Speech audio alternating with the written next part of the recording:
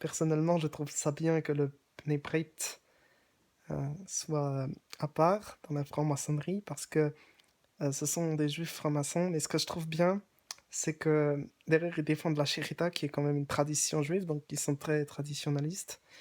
Et en même temps, donc ils défendent le judaïsme, c'est très bien. Et ensuite, ils défendent ben, leur peuple. Mais le truc, c'est qu'ils se mélangent pas aux autres. Je trouve ça normal, en fait, quelle que soit la franc-maçonnerie, parce que dans le fond, ils sont logiques avec eux-mêmes. Et je pense que ce n'est pas bon pour des peuples de fusionner s'ils n'ont pas la même tradition. En fait, en quelque sorte, je considère ça comme une intrusion si un non-juif qui n'a pour vocation en fait que de détruire le judaïsme s'infiltrait dans le Bnei Et d'ailleurs, en fait, je suis très très très content du Bnei d'une certaine manière. Par contre, je suis pas du tout content sur un plan. Ils n'ont pas un réel pouvoir parce que déjà, en fait, ils n'ont quand une synagogue se construit, apparemment, ce n'est pas eux qui gèrent l'affaire, parce que quand il y a des fautes d'orthographe en hébreu qui sont exécrables, hein, qui sont même une insulte au peuple hébreu, au peuple juif, je considère ça comme quelque chose de nuisible pour le peuple juif, et aussi pour le Bnei Brit en l'occurrence, mais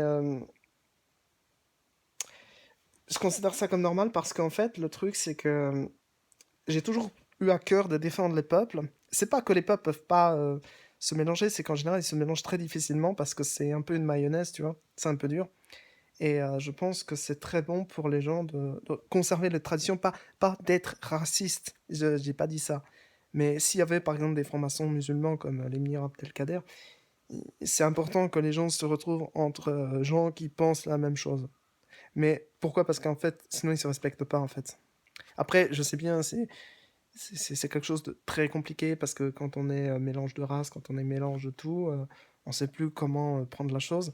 Mais moi, je sais que de toute façon, côté tradition, islam, judaïsme, c'est très important parce que par rapport à d'autres choses, en fait, ça amène vers le bien.